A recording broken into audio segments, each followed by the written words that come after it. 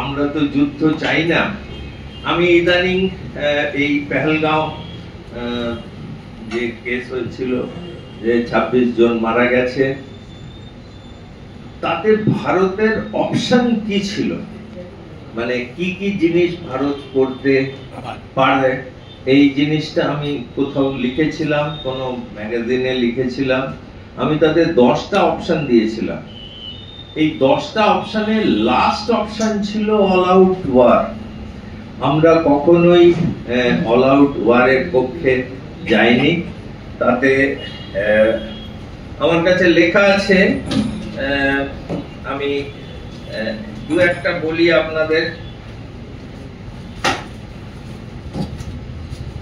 যে offensive surgical strike, মানে আমরা যেটা আগে দেখেছি উরির পরে হয়েছিল, কোন শত্রু জঙ্গির আস্তানায় অ্যাটাক করা, টার্গেটেড আর্টিলারি বা স্নাইপার অপারেশন। স্নাইপার মানে লং রেঞ্জ বন্দুক দিয়ে কোনো পার্টিকুলার টার্গেট লোককে মারা। রিভোকিং সিজফেয়ার এগ্রিমেন্ট, আমাদের সঙ্গে পাকিস্তানের যুদ্ধ বিরামের একখানা কন্ট্রাক্ট ছিল, সেটা তুলে দেওয়া। টেররিস্ট ক্যাম্প, যেরকম বালাকোটে আমরা অ্যাটাক করেছিলাম সেই রকম attack.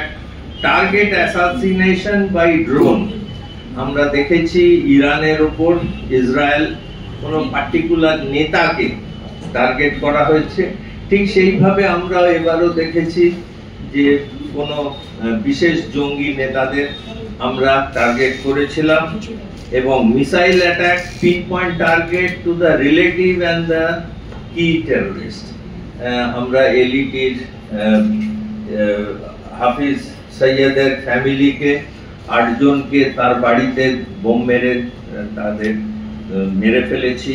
Missile strike, air strike, Rafale বা মিরাজ 2000 দিয়ে অনেক পার্টিকুলার এয়ারফিল্ড, আমরা প্রায় 9খানা এয়ারফিল্ডে আমরা বোমা ফেলেছি এবং সেগুলো স্যাটেলাইটের পিকচার নেওয়া হয়েছে। এবং তার মানে পাকিস্তানের এয়ারলাইন্স, এয়ারফোর্সকে আমরা অকেজো করে দিয়েছি। কারণ আপনারা জানেন রানওয়েতে যদি কোনো গর্ত থাকে তাহলে একটা প্রবলেম হচ্ছে যে আমাদের বিদেশি শক্তি পাকিস্তানের বদলে আমাদের দেশের ভেতরেও অনেক অ্যান্টি ইন্ডিয়ান লোক কাজ করছে, আপনারা জানেন। কেউ বলছে যে প্রমাণ চাই। আমি নিজে আর্মিতে ছিলাম, হয়তো কোনো লোককে মারা হয়েছে কিন্তু আর্মি কখনো বলে না আমরা কাউকে মেরেছি, ওটা এনকাউন্টার হয়েছে। এরকম অবস্থাও হয়েছে, আমি নিজের এক্সপিরিয়েন্স থেকে বলছি, যে কোনো আর্মি অফিসার বলে না বা কেউ ছবি তুলে রাখে না যখন কোনো লোককে মারা হয়, কারণ তার কোনো প্রমাণ নেই। আমরা যদি সেই টেররিস্টকে ধরে আনি, তার এগেইনস্টে লেকচার লিখি, কাগজপত্র লিখে তাকে কোর্টে নিয়ে যাই, সেখানে কোর্টেতে কোনো তার এগেইনস্টে কেউ সাক্ষী দেবে না, সুতরাং সে জামিন পেয়ে যাবে বা মুক্ত হয়ে যাবে, আমাদের পুরো এফার্টটাই নষ্ট হয়ে যায়। তো অনেক সময় হয়, মানে প্লিজ ডোন্ট কোট মি, হয়তো এনকাউন্টারে মারা গেছে। এখন এইরকম আমাদের অবস্থা যে সে টেররিস্ট, আমাদের বলা হয় যে আমার আন্ডারে যারা কাজ করে জওয়ান, জেসিও, हवलदार, तारा बोले साहब इसको हिंदुस्तान में दफनाएंगे नहीं, ये जंगी है, ये पाकिस्तानी है, इसको हम जिला में फेंक देंगे, ये जाएगा पाकिस्तान में, वहीं पे उसको दफनाएगा। সুতরাং আমাদের যে ফিলিংসটা আছে সেই ফিলিংসটা রাখতে হবে। সব সময় বলা হয় যে কোন রাজনৈতিক দল এবারেও বলেছে যে আমরা শান্তি চাই, তারা মিছিল করছে। কাদের বিরুদ্ধে শান্তি? যারা আমাদের 26 জন ইনোসেন্ট লোককে মেরে দিয়েছে। তার বদলে তারা বলছে যে ভারতীয় আর্মি পাকিস্তানের নিরীহ সিভিলিয়ানদের মারছে। এটা আমরা জানি যে এটা সত্যি নয়, এবং ভারতবর্ষের সরকার এবং আর্মি সবসময় বলে আসছে যে আমরা শুধু জঙ্গিদের টার্গেট করেছি, আমরা কোনো সিভিলিয়ান বা কোনো মিলিটারি টার্গেটে বোমা আমরা অ্যাটাক করিনি। তা সত্ত্বেও এই ভারতের বিরোধী শক্তি তারা নানা রকম কথা বলে যায়। 26 সবাই বলছে যে আমাদের পিওকে চাই, পাকিস্তানকে ধ্বংস করে দেব। মোদি কি করছে? আমাদের সেটা এম নয়। আমাদের তারা সব সময় কম্পেয়ার করছে যে ইন্দিরা গান্ধী বাংলাদেশ ওয়ারে একদম ঢুকে পড়েছিল, গিয়ে আমরা বাংলাদেশ দখল করে নিয়েছিলাম ইত্যাদি ইত্যাদি। আমরা সকলে জানি যারা আর কি 71-এ আমরা দেখেছি।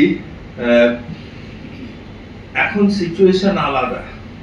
যুদ্ধ করে আমরা কখনো কোনো প্রবলেম সলভ করতে পারবো না। আমরা দেখেছি যে আমি এইমাত্র বললাম যে রাশিয়া 3.5 বছরে ইউক্রেন যুদ্ধ জিততে পারেনি। রাশিয়ার কাছে অনেক নিউক্লিয়ার পাওয়ার আছে, অনেক বেশি ট্যাঙ্ক আছে, অনেক বেশি এয়ারক্রাফট আছে ইউক্রেনের চেয়ে। ইউক্রেনের শক্তি খুবই কম, তা সত্ত্বেও কিন্তু রাশিয়া জিততে পারেনি। Israel army is much stronger than Indian army লোকে বলে। তারা অনেক কৌশল ট্রেন্ড, ওয়েল ট্রেন্ড ইত্যাদি। গাজা সাইজ আমাদের কলকাতার চেয়েও ছোট। 7 ডিসেম্বর 23 সালে যুদ্ধ আরম্ভ হয়েছে, আজকে মে মাস 25-এর, প্রায় 1 বছর, কতদিন 7-8 মাস হয়ে গেল, পৌনে 2 বছর। গাজা ক্যাপচার করতে পারেনি এখনো ইসরায়েল। সুতরাং আমরা পিওকে নিয়ে নেব, এটা একটা একদম ভুলভাল কথাবার্তা। সবচেয়ে বড় কথা হচ্ছে যে ইন্দিরা গান্ধী আর্মিকে ক্লিয়ার ইনস্ট্রাকশন দিয়েছিল যে আমাদের ঢাকা ক্যাপচার করতে হবে এবং পাকিস্তানকে দুভাগে ভাগ করতে হবে।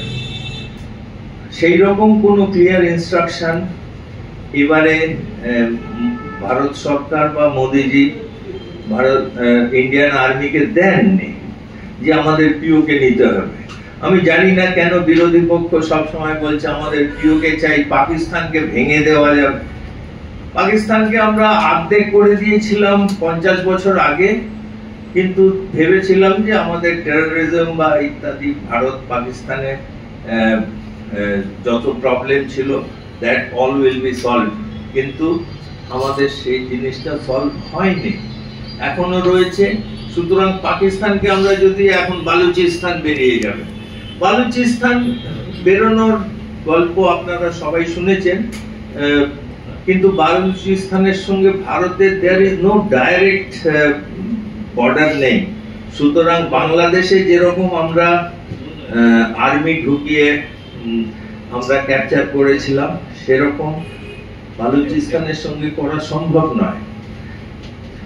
আমি আবার সেই কথাই বলছি যে বিশ্বযুদ্ধ তো অনেক পরের ব্যাপার, যুদ্ধ করে কোনো প্রবলেম আমাদের সলভ করা সম্ভব নয়। যুদ্ধ না করেও there are many options to fix a country or enemy. Bangladesh যুদ্ধ মানে এই রিসেন্টলি, মানে গত 6 মাস ধরে ইদানিং যে হচ্ছে, একটা ডিপ স্টেট বা আমেরিকান বা ওয়েস্টার্ন বা অ্যান্টি ইন্ডিয়ান শক্তি আমাদের যুদ্ধে নিয়ে যেতে চাইছে। মানে they are instigating India to get involved in a war. সেই জন্য কিছু লোক বলছে যে আমরা কলকাতা নিয়ে নেব 4 দিনে, তারপরে আমরা 7 সিস্টার্স অকুপাই করে নেব। 7 sisters you all know, eastern India, তাদের সেগুলো ক্যাপচার হয়ে যাবে এবং বিএসএফ এর উপরে যারা কাঁটাতার লাগাচ্ছিল মালদা এবং মুর্শিদাবাদ এবং দিনাজপুরে তাদের উপরে ইট পাটকেল ছড়া হচ্ছে। It is only expecting that BSF should fire. একটাও গুলি চালালে যুদ্ধে চালু হবে, ইউনাইটেড নেশনসে কমপ্লেন হবে, ইন্ডিয়ার উপর স্যাংশন হবে। রাশিয়াকে স্যাংশন করা হয়েছিল, কিন্তু Russia survive because Russia is economically strong এবং রাশিয়ার কাছে তেল আছে, ইন্ডিয়ার কাছে কোনো তেল নেই। ইন্ডিয়ার উপর যদি স্যাংশন লাগানো হয় তাহলে ইন্ডিয়া উইল কোল্যাপস।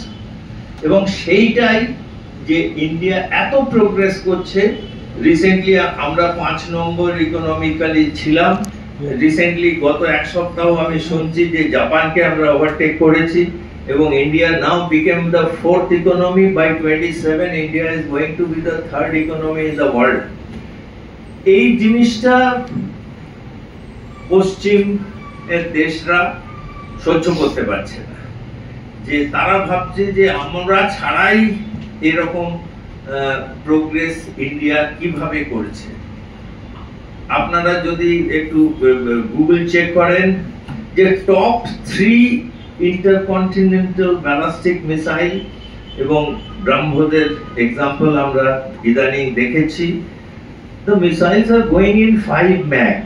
5 Mach মানে সাউন্ডের চেয়ে 5 গুণ বেশি শক্তিতে আমাদের মিসাইল যাচ্ছে এবং চায়না এবং আমেরিকা বা টার্কির থেকে যেসব অ্যান্টি মিসাইল ওয়েপন এনেছিল সেগুলো এফেক্টিভ নয়। সো দে 27টা দেশ 27 countries are now looking for BrahMos missile that I came to know. সুতরাং ইন্ডিয়ার এই ইকোনমিক্যাল প্রসপারিটি এটা অন্য দেশের পক্ষে আর কি দে আর নট এবল টু গালপ ইট। আমি বিশ্বযুদ্ধ নিয়ে একটু কথা বলি। আমাদের দেশে বিশ্বযুদ্ধ নিয়ে সেরকম কোনো রিসার্চ হয়নি, কিন্তু একটা ব্লুমবার্গের একটা রিপোর্ট আমি দেখছিলাম, সেখানে সারা পৃথিবীতে পার্টিকুলারলি ইউরোপিয়ান কান্ট্রিতে বিশ্বযুদ্ধের কিরকম চান্স সেটা নিয়ে কথা হয়েছে। স্পেনের সবচেয়ে কম লোক 17% লোক বলেছে যে আমরা বিশ্বযুদ্ধ আগামী 5 বছর থেকে 10 বছরের মধ্যে হতে পারে, এবং সবচেয়ে মানে বিপদ আসন্ন করছে France. They were asking 41% people were telling that there are likely to be a world war in coming years.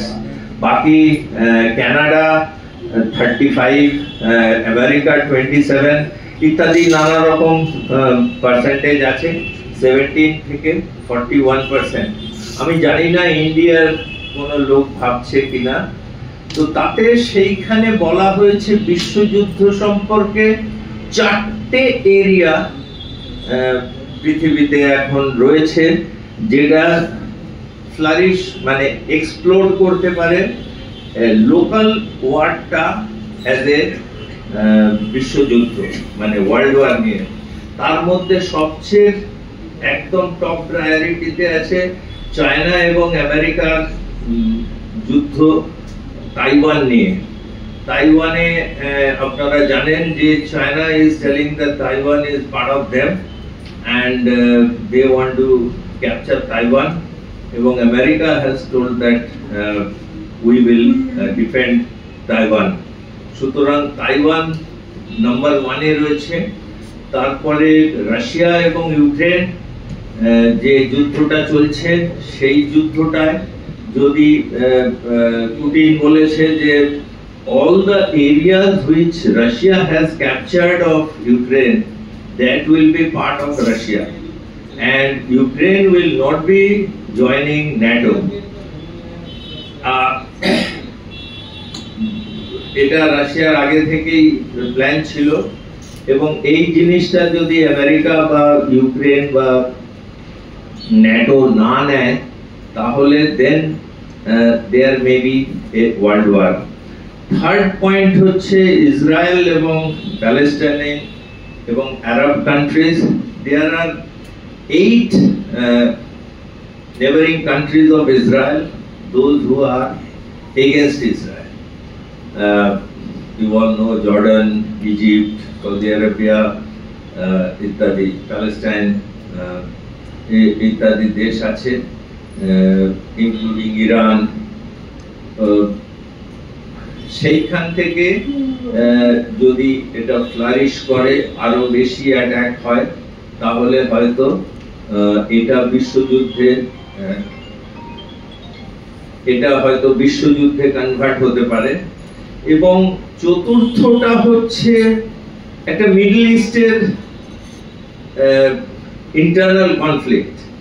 এটা এখানে বসে আছেন অনেকে, বলছেন যে মুসলিম ভার্সেস মুসলিম একখানা অ্যান্টিসিপেট করা হচ্ছে। আমরা জানি যে সৌদি আরবিয়া এবং ইয়েমেন, তাদের মধ্যে যুদ্ধ চলছে। কাতার একটা মুসলমান কান্ট্রি, সেখানে তাদের অন্য country Saudi Arabia and other countries have disallowed the aircraft to enter on their sky.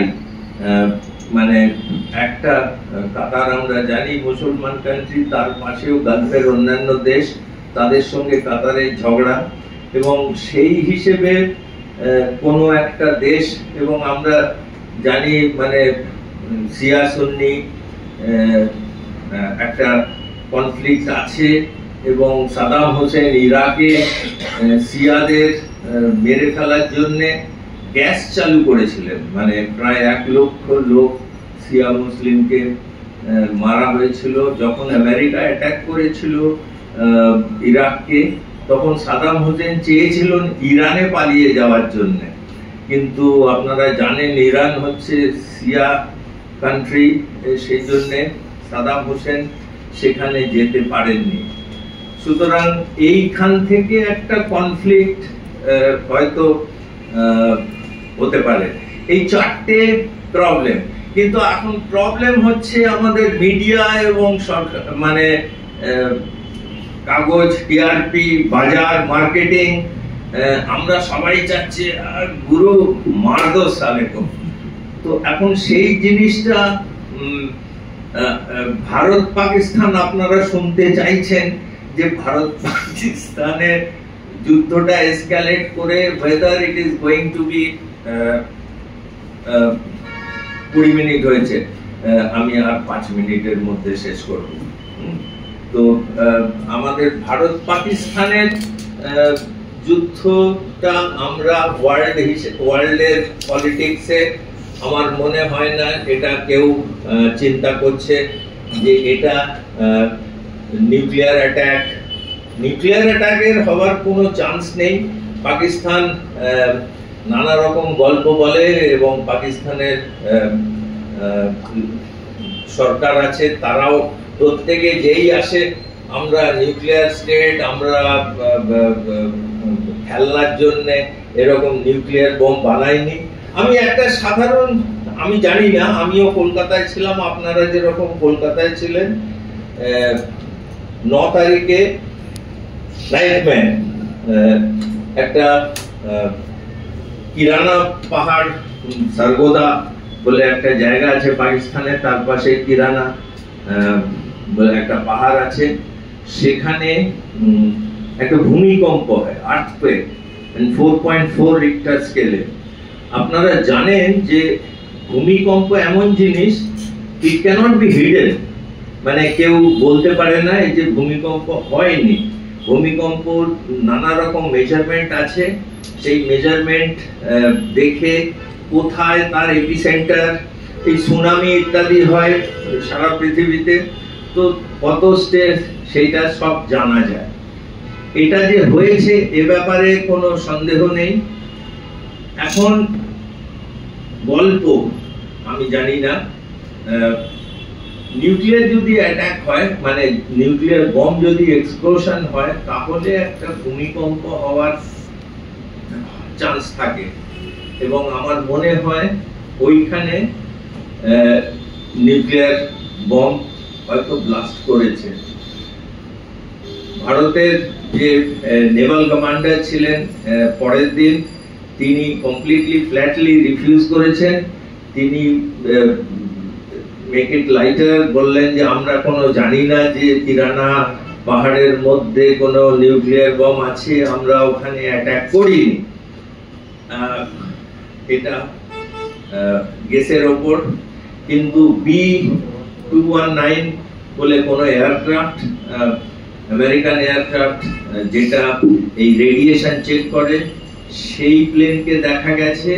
এবং ইজিপ্ট থেকে একটা বোরন একটা এলিমেন্ট আছে যেটা নাইল রিভারের ডেল্টাতে পাওয়া যায়, সেই বোরন নিয়ে পাকিস্তানে এসে পৌঁছয়।